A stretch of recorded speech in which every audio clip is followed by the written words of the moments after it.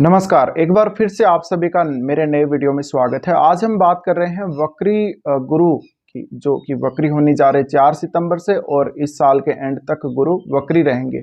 अब ये जो वक्री काल है, इसमें गुरु आपको किस प्रकार के रिजल्ट देंगे, आपको किस प्रकार से इस वक्री काल को प्लान करना चाहिए, क्योंकि अगर आपका सिंह राशि या फिर सिंह लगन है तो आपके नवम भाव में गुरु वक्री होने जा रहे हैं और नवम भाव जहाँ मेष राशि है। अब सबसे इम्पोर्टेंट बात इस वक्री काल में ये है कि गुरु ने जब से मेष राशि में प्रवेश किया है तब से ही यहाँ राहु ऑलरेडी मौजूद रहे हैं, तो गुरु अपना पूर्ण रूप से प्रभाव पहली बात तो दे नहीं पाए हैं।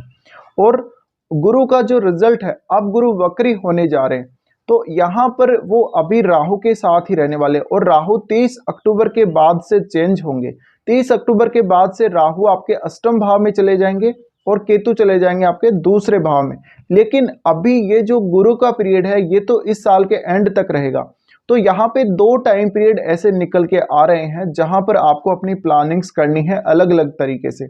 देखिए, सबसे पहला तो जो टाइम पीरियड निकल के आ रहा है 4 सितंबर से 30 अक्टूबर तक का, जिसमें गुरु भी वक्री हो जाएंगे और वो राहु के साथ ही रहने वाले हैं। दूसरी चीज ये भी है कि राहु जैसे ही मीन राशि में आ जाएंगे वैसे ही ऐसा नहीं है कि इनके गुरु के ऊपर जो राहु का प्रभाव है वो एकदम से खत्म हो जाएगा, क्योंकि धीरे धीरे ही इनका प्रभाव खत्म होगा। और जब तक गुरु वक्री है तब तक कुछ ना कुछ थोड़ा बहुत प्रभाव अवश्य देखने को मिलेगा। लेकिन जो 30 अक्टूबर के बाद का समय है, जस्ट बाद का जो समय है, यानी 15 नवंबर तक या 20 नवंबर तक आप ले सकते हैं, तब तक थोड़ा ज़्यादा प्रभाव देखने को मिलेगा। तो इसको आप कैसे प्लान कर सकते हो और इस पूरे ईयर को अब आगे गुरु के वक्री होने के बाद आपको किस तरह से देखना चाहिए, कौन सी प्लानिंग्स करनी चाहिए, कहाँ पे आपके अधूरे काम जो कि नहीं बन रहे उनको पूरा करना चाहिए। तो देखिए, सबसे पहले तो ये जो ट्रांजिट है वो बहुत ज़्यादा खास है और ऐसी स्थिति गोचर में बहुत ही कम आपको देखने को मिलेगी जब दोनों ही एक साथ वक्री रहेंगे ट्रांजिट में। क्योंकि गुरु जो 30 अक्टूबर के बाद से कहीं ना कहीं राहु के प्रभाव से पूर्णतः मुक्त होने वाले हैं, लेकिन फिर भी वो वक्री स्थिति में रहेंगे, तो वो अभी भी अपना पूर्ण रूप से जो उनका प्रभाव है वो नहीं दे पाएंगे, क्योंकि गुरु वक्री हो जाएंगे। गुरु वक्री होने के बाद से कुछ ऐसे दिक्कतें आ सकती हैं आप लोगों को, या ऐसे कार्य हो सकते हैं आपके जो अटक सकते हैं। तो इसके बारे में हम विस्तार से चर्चा कर रहे हैं। फिलहाल अगर आपने मेरे चैनल को सब्सक्राइब नहीं किया है, सब्सक्राइब आप जरूर कर लीजिए, साथ ही आप बेल आइकन प्रेस कर लीजिए, जिससे आपको कोई भी नई वीडियो का नोटिफिकेशन सबसे पहले मिल जाएगा। देखिए, सबसे पहले तो आपको ये समझना है कि गुरु जब से मेष राशि में आए तब से पहले ही राहु मेष में गोचर कर रहे थे, तो इनके ऊपर जो प्रभाव पड़ रहा था, यहाँ गुरु चांडाल योग जो बन रहा था, इसका बहुत ज़्यादा गहरा असर हमें देखने को मिला और अब तक भी आपको देखने को मिल रहा है। लेकिन कहीं ना कहीं गुरु वक्री होने के बाद वो राहु के प्रभाव से ज़्यादा, हम कह सकते हैं कि पीड़ित होंगे, राहु का प्रभाव ज़्यादा उनके ऊपर पड़ेगा, क्योंकि राहु ऑलरेडी वक्री चलते हैं हमेशा गोचर में। तो इस वजह से आपका जो गुरु है उनके ऊपर राहु के प्रभाव और ज़्यादा बढ़ने वाले हैं। अब आपको यहाँ पे जो राहु है वो किस प्रकार से रिजल्ट देंगे, उसी प्रकार का रिजल्ट कहीं ना कहीं गुरु से आएगा। तो 30 अक्टूबर तक का वो समय है 4 सितंबर के बाद से, तब आपको कोई भी नई प्लानिंग नहीं करना है। ट्रांजिट में आपको हो सकता है कि ये जो स्थिति बन रही है उस वजह से पिता की सेहत खराब होना, पिता के साथ बहुत ज़्यादा अनबन होना, और आप आध्यात्मिक क्षेत्र में और ज़्यादा आगे बढ़ने की कोशिश करेंगे। कभी कभी हो सकता है कि किसी भी धर्म या किसी भी ऐसी आस्था जो लोगों की है उसके प्रति आपका कोई गलत बयान आ जाए, कुछ आप गलत सोचने लग जाएं, तो आप किसी का विरोध भी कर सकते हैं ऐसी स्थिति में। इसके अलावा आपके जो गुरुजन हैं उनके साथ अच्छा बिहेव कीजिएगा। साथ ही साथ अब जब से राहु ने मेष राशि में प्रवेश किया और तब से लेकर अब तक जो वो गुरु के साथ रहे हैं, अगर आपके कोई भी ऐसे पेंडिंग काम पहले के रह गए हैं जो आपने गुरु के मेष राशि में आने के बाद से स्टार्ट किए या उस टाइम आप करना चाह रहे थे, वो काम आप पूरे कीजिए सबसे पहले। तो 30 अक्टूबर तक का वो टाइम पीरियड आपको यहाँ देखने को मिल रहा है। 30 अक्टूबर तक ये आपके सारे काम जितने भी अटके हुए पड़े वो पूरे होने चाहिए। आपकी एजुकेशन, आपका संतान पक्ष और आपका कम्युनिकेशन, आपका लॉन्ग डिस्टेंस का टूर है, आपकी शॉर्ट डिस्टेंस की टूर है, आपकी खुद की हार्डवर्क, आपकी मेहनत है, आपके जो रिलेटिव्स हैं, आपके भाई बहन हैं, उनके साथ आपके संबंध, इन सब के ऊपर फोकस कीजिएगा और इनको इम्प्रूव करने की कोशिश कीजिएगा। जहाँ पर आपको लग रहा है कि कमी लग रही है, वहाँ से और ज़्यादा इम्प्रूवमेंट और कैसे आ सकता है।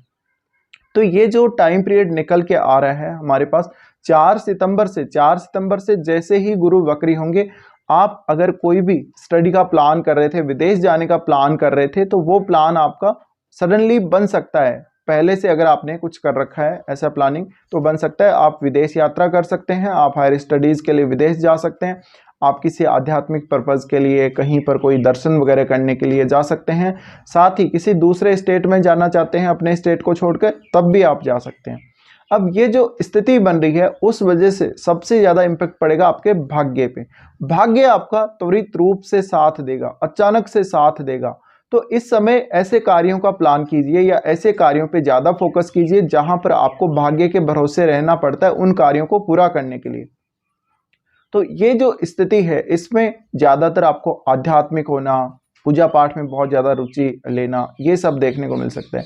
अब जो अगला टाइम पीरियड निकल के आ रहा है 30 सितंबर के बाद का, 30 सितंबर के बाद गुरु इंडिविजुअल रूप से यानी अकेले बच जाएंगे मेष राशि में और राहु मीन में चले जाएंगे।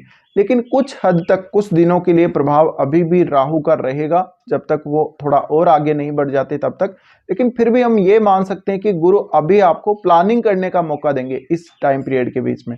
तो 30 तारीख के बाद में कहीं ना कहीं आपको जो टाइम पीरियड देखने को मिल रहा है, इस साल के एंड तक का देखने को मिल रहा है। और इस साल के एंड तक का जो टाइम पीरियड है, इसमें आपको आगे की प्लानिंग्स करनी चाहिए और जितने भी अधूरे काम आपके नहीं बन रहे, जो राहु के गुरु के साथ होने की वजह से कहीं ना कहीं प्रॉब्लम में आप आ गए थे, उनको पूरा का पूरा आप सॉल्व कीजिए।